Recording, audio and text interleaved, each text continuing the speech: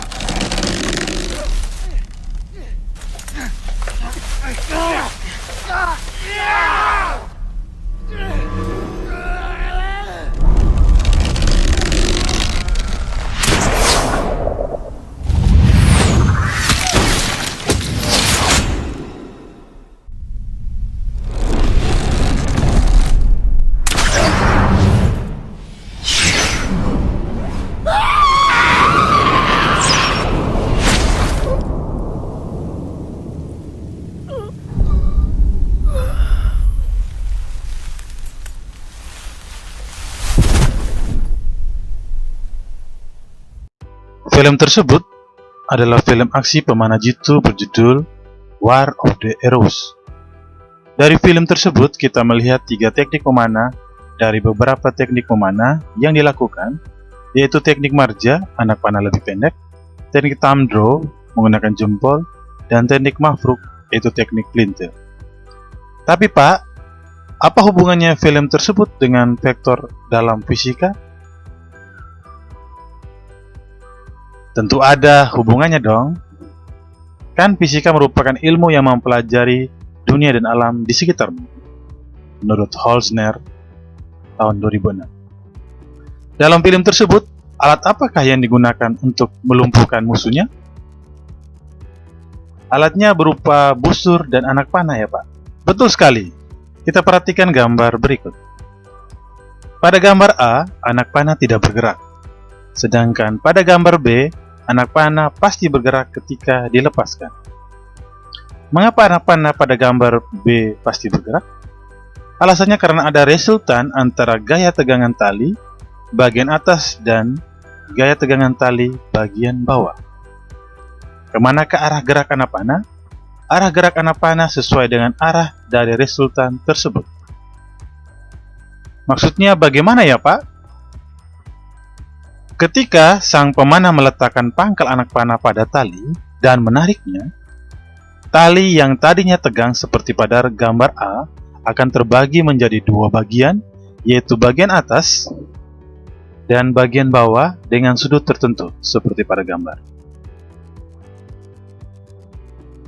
Hasil perpaduan dari gaya tegangan tali bagian atas dan gaya tegangan tali bagian bawah menghasilkan resultan gaya tegangan tali. Inilah yang dinamakan resultan dari gaya tegangan tali bagian atas dan gaya tegangan tali bagian bawah. Besar resultan gaya tegangan tali itu sama dengan besarnya gaya tarik dari sang pemanah. Dan arah gerak anak panah tentunya sesuai dengan arah dari resultan tersebut. Seperti pada gambarnya dapat kita lihat. Nah, ketika dilepas, anak panah akan bergerak. Tentunya ketika bergerak, anak panah berpindah posisi dan memiliki kecepatan tertentu. Berdasarkan penjelasan tersebut, kita jumpai ada besaran gaya tegangan tali, perpindahan, kecepatan. Ketiga besaran tersebut adalah besaran vektor. Nah, itulah hubungannya antara film tersebut, film tadi ya, dengan vektor dalam fisika. Terima kasih Pak. Tapi bagaimana cara ya menentukan resultan dan arah resultan? Dan apa itu besaran vektor? Besaran vektor adalah besaran yang memiliki nilai, satuan, dan arah. Contoh, gaya, percepatan, kecepatan, momentum, dan lain-lain.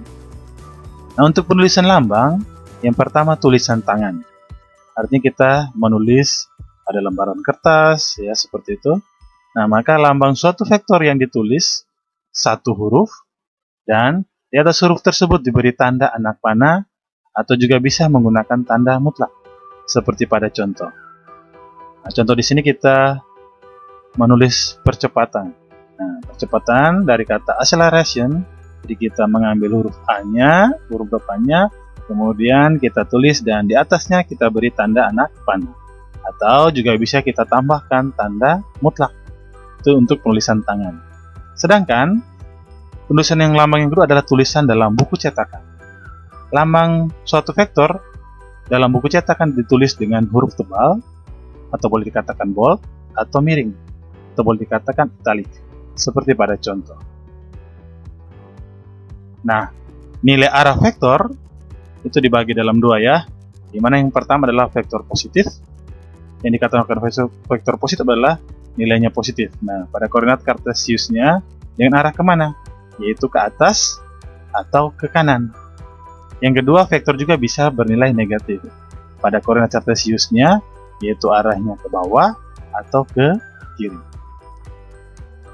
Vektor juga memiliki resultan ya. Tentunya vektor memiliki resultannya dari beberapa vektor yang merupakan hasil dari penjumlahan, pengurangan, atau perkaliannya. Nah, untuk menentukan resultan dan arah resultan dapat kita tentukan dengan dua metode, yaitu pertama metode grafis.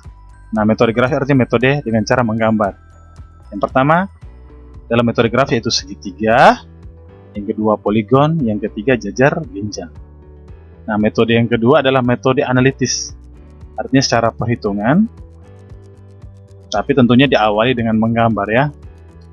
Nah, dalam metode analitis itu dibagi dua, yaitu aturan cos dan aturan sin, di mana aturan cos akan menentukan besarnya resultan, sedangkan aturan sin adalah aturan digunakan untuk menentukan arah dari resultan. Dan yang kedua dalam metode analitis adalah aturan komponen vektor. Terima kasih Pak, dan banyak Pak. Oke, selanjutnya kita akan mempelajari dua metode, yaitu metode grafis dan metode analitis. Untuk mempermudah menggunakan metode grafis dan metode analitis dalam menentukan resultan dan arah resultan, kita perhatikan contoh-contoh berikut ini. Contoh soal pertama. Diberikan vektor sebagai berikut. Tentukanlah besar sudut A, vektor A terhadap sumbu X positif. Nah, perhatikan ya. Jika tertulis kata terhadap sumbu X positif, artinya sumbu X positif ini menjadi acuan. Karena berkaitan dengan sudut, berarti letak 0 derajat adalah berada pada sumbu X positif. Nah, untuk mempermudah kita menjawab jawaban A, kita gambarkan koordinat kartesius. Nah, seperti pada gambar dapat kita lihat, sumbu X positif letaknya di mana? Tentunya semuanya tahu ya, di bagian kanan. Nah, di sini karena sebagai acuan, berarti 0 derajatnya letaknya di sumbu X positif. Nah, berarti berapakah besar sudut vektor A terhadap sumbu X positif? Nah, dapat kita ukur ya, dengan busur berapa derajat. Jawabannya pasti 0 derajat. Atau kalau dilihat dari gambar seperti ini artinya berhimpit. Ya, atau boleh dikatakan segaris, nah sudah pasti 0 derajat terhadap sumbu X positif. Jadi jawabannya adalah 0 derajat terhadap sumbu X positif. Pertanyaan B, vektor A terhadap utara. Di sini berarti utara menjadi acuan. Nah, kalau menjadi acuan berarti 0 derajatnya terletak di arah utara. Nah, arah utara letaknya di mana? Ya, pasti tahu ya, arah mata angin. Arah utara letaknya di sumbu Y positif. Jadi 0 derajatnya di sini. Nah, kemanakah putarannya? Berarti dari 0 menuju A, menuju vektor A. 0, 1, 2, 10, 20, sampailah vektor A. Nah, dapat kita lihat ini kan ada sudut antara utara dengan A. Kalau kita ukur dengan busur derajat, atau dari gambar kita lihat ini kan tegak lurus. Artinya besarnya berapa? 90 derajat. Tapi yang diperhatikan adalah putarannya. Nah, ini putarannya kalau kita dapat lihat searah jarum jam ya. Perhatikan anak panahnya. Nah, jika putarannya searah jarum jam, berarti sudut tersebut bernilai negatif. Oke, jadi jawabannya adalah min 90. Jadi vektor A terhadap utara adalah min 90 derajat terhadap utara. Nah, jawabannya juga bisa positif. Maksud positif seperti ini. Dari utara menuju vektor A. Oke, perhatikan tanda panahnya. Nah, kalau seperti ini berarti artinya berlawanan arah jarum jam. Jika berlawanan arah jarum jam, berarti sudut tersebut bernilai positif. Nah, dapat kita hitung berapa? 90, 90, 90, atau sisanya dari min 90. Berarti kita dapat jumlahnya sebesar 270 derajat terhadap utara. Oke, bagaimana? Nah, sekarang kita lanjut lagi ya pertanyaan selanjutnya, yaitu vektor B terhadap sumbu X negatif. Ya, vektor B terhadap sumbu X negatif. Untuk mempermudah kita langsung saja ya memberikan, nah, tambahkan gambar koordinat kartesius sekalian dengan arah mata anginnya. Kenapa? Karena pada pertanyaan D ada berkaitan dengan barat daya. Nah, seperti sudah dikatakan terhadap sumbu X positif, terhadap sumbu X negatif, berarti sumbu X negatif menjadi acuan. Berarti 0 derajatnya di mana? Ya, terletak di sumbu X negatif. Nah, begitu juga vektor B terhadap barat daya, berarti barat daya menjadi acuan. Nah, itulah letak 0 derajatnya. Nah, tentunya tahu ya, seperti yang sudah disampaikan pada soal B, utara, timur laut, kita singkat saja TL, timur, tenggara, selatan, barat daya, barat, barat laut. Nah, pertanyaan C, vektor B terhadap sumbu X negatif. Nah, sudah tahu ya, sumbu X negatif berarti di arah barat. Nah, inilah sumbu X negatif ya, sumbu X negatif. Oke, nah berarti berapakah besarnya? Besar ya, mau searah jarum jam atau berlawanan dulu. Di sini kita misalkan berlawanan ya. Kalau berlawanan berarti acuannya perhatikan menjadi 0 derajat. Berarti sumbu X negatif menjadi 0 derajat. Jadi 0 derajatnya dari sini ya. Ini untuk pertanyaan C. Nah, 0 seterusnya sampai ke mana? Sampai ke vektor B. Nah, berarti karena ini siku-siku, ini berapa? 40. Ini juga siku-siku ya, sesuai arah mata angin. Ini 45.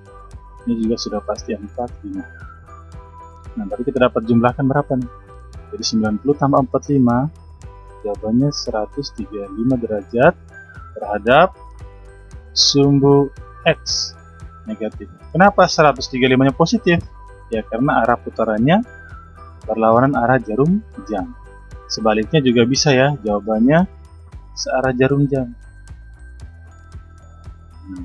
Berarti jawabannya sisanya kan, berarti minus kan 90 tambah 45 ya, berarti minus 225 derajat terhadap sumbu X negatif. Kenapa minus? Karena searah jarum jam. Oke, pertanyaan D, vektor B terhadap barat daya. Nah, berarti barat daya di sini kan. Nah, barat daya menjadi acuan, berarti 0 derajat letaknya di barat daya. Berarti kita gambar ini garis dalam ini adalah jawaban C ya, garis luar kita gunakan. Ya, berarti dari barat daya menuju vektor B. Totalnya berapa nih? 90 derajat. Positif ya, karena berlawanan arah jarum jam. Berarti 90 derajat terhadap barat daya. Atau juga bisa kita gunakan ini. Oke, yang garis yang kedua ya. Bersisanya ya, berarti boleh dikatakan 270 derajat terhadap barat daya. Ingat, 270 derajat putarannya searah jarum jam. Berarti di sini diberi tanda negatif. Oke, mudah ya. Contoh soal 2 diberikan vektor sebagai berikut. Lukislah vektor dari minus A, minus B, minus C, dan minus D. Nah, perhatikan. Nah, kalau gambar seperti ini artinya gambar-gambar ini adalah vektor yang bernilai positif. Nah, sekarang bagaimanakah vektor minus A? Untuk mempermudahnya kita tambahkan koordinat kartesius. Seperti ini. Nah, dapat kita lihat gambar ini, berarti ini kita dapat lihat vektor A terhadap sumbu X positif berapa derajat? Kita dapat lihat 0 derajat. 0 derajat terhadap sumbu X positif. Nah, berarti minus A itu kebalikan. Nah, kebalikan maksudnya apa? Berarti 0 derajat terhadap sumbu X juga, ya. Tapi sumbu X-nya negatif. Seperti ini. Nah, berarti arahnya kemana? Nah, seperti ini. Arahnya kecil ini dinamakan vektor minus A. Oke, nilainya pasti sama ya. 1 petak, 2 petak, 3 petak, 4 petak. Di sini juga harus 1 petak, 2 petak, 3 petak, 4 petak. Ya, jangan sampai nilainya berubah ya. Satunya 4 petak, satunya 3 petak. Itu berarti bukan minus A-nya, ya. Oke, pertanyaan B. Lukislah vektor dari minus B. Minus B ini vektor B, berarti minusnya kemana? Untuk mempermudah kita tambahkan koordinat kartesius ya, seperti ini. Nah, ini dapat kita lihat vektor B terhadap siapa ini? Ini vektor B terhadap sumbu X positif. Berarti vektor B terhadap sumbu X positif sebesar 45 derajat. Nah, berarti minusnya sama juga. 45 minus ya, minus 45 derajat terhadap sumbu X negatif. Kebalikannya, sumbu X jadi sumbu X negatif. Nah, tapi perhatikan di sini tanda negatif ketika menggambar itu tidak kita berikan ya. Tapi ketika kita membaca itu harus kita pahami. Kalau seperti ini artinya 45 kalau terhadap sumbu X negatif berarti nilainya minus ya, karena searah jarum jam. Itulah yang dikatakan atau cara melukis vektor minus B. Nah, dari gambar A dan B, plan A dan B, dapat kita simpulkan kalau minus itu berarti dapat kita lihat garisnya segaris ya, tapi cuma arahnya berlawanan. Itu konsep dasarnya dalam membuat ya atau melukis vektor yang berlawanan arah atau berlawanan tanda. Nah, bagaimanakah dengan vektor minus C? Sama juga ya. Kita tambahkan koordinat kartesius. Nah, dari kita lihat ini berarti vektor C terhadap sumbu X positif sebesar berapa? 30 derajat. Ya kan? Nah, paham ya? Nah, berarti minus C-nya kemana? Sama juga, minus C berarti besarnya 30 derajat juga terhadap sumbu X negatif. Ya, namanya berkebalikan. Oke? Nah, inilah vektor minus C. Bisa ya? Nah, vektor terakhir adalah pertanyaan lukislah vektor dari vektor minus D. Ini lebih gampang lagi ya. Terserah. Ini berarti tinggal arahnya kemana? Berkebalikan dan harus segaris. Dan nilainya harus sama besar. Nah, pasti arahnya kemana? Ke atas. Inilah dinamakan vektor minus D. Dari jawaban A, B, C, D dapat kita simpulkan juga kata segaris juga bisa kita katakan sudut apit antara vektor A dengan minus A harus 180 derajat. Sama juga ya, minus B dengan B harus 180 derajat sudut apitnya. Vektor C juga demikian, vektor D juga demikian dengan minus B. Contoh soal 3, lukislah vektor A 4 petak pada 0 derajat. Nah, diperhatikan pada pertanyaan A tidak ada kata terhadap.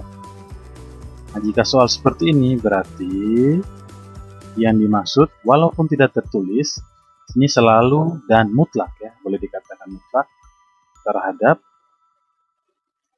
sumbu X positif. Oke, jadi jika tidak ada kata terhadap berarti yang dimaksud adalah selalu terhadap sumbu X positif. Nah, bagaimanakah jawaban pertanyaan A? 4 petak ya, berarti di sini karena kita menggunakan kertas berpetak pada 0 derajat. Jadi jawabannya adalah seperti inilah. Vektor A 4 petak pada 0 derajat.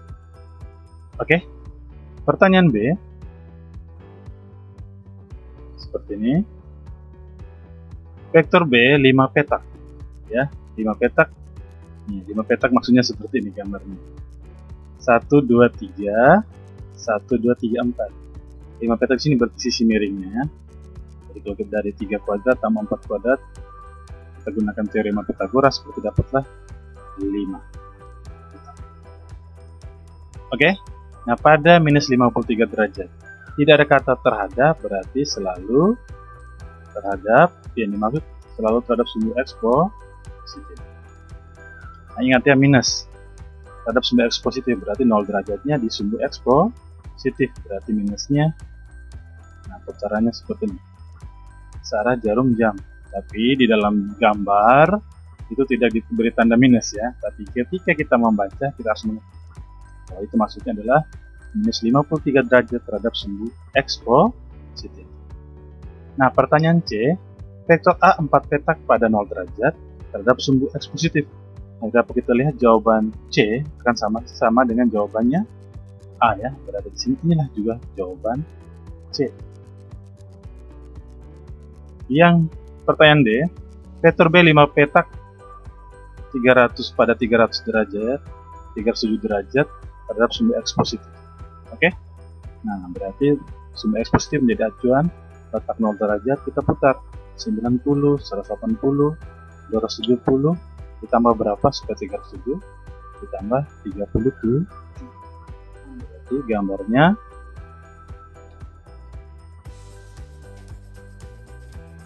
oke, vektor B 5 petak 300 derajat ya terhadap sumbu X positif. Berarti sumbu X positif menjadi 0 derajat. 0, 90, 180, 270 tambah berapa? Tambah 37. Nah, berarti putarannya seperti ini. Oke, berarti gambarnya, berarti jawaban D itu sama dengan jawaban B. Oke, mudah ya. Nah, pertanyaan E, vektor C 6 petak 180 derajat terhadap barat. Jadi jawaban D tadi sudah ya. Kita boleh tambah di sini jawaban D sama seperti pada jawaban B. Untuk pertanyaan E, vektor C 6 petak 180 derajat terhadap barat. Terus barat menjadi 0 derajat. Paham ya? Berarti putar 180 seperti ini. Karena positif ya. Berarti berlawan arah jarum jam 6 petak. Seperti inilah gambar untuk pertanyaan E. Pertanyaan F, vektor D 7 petak. Ini pertanyaan F. 7 petak min 90 derajat terhadap selatan, min 90 terhadap selatan, berarti selatan kan di sini. Nah, ini selatan menjadi 0 derajat. Oke, berarti min, berarti searah jarum jam kan. Nah, berarti putarannya ke sini. Inilah 7 petak untuk vektor D. Oke, vektor D di sini.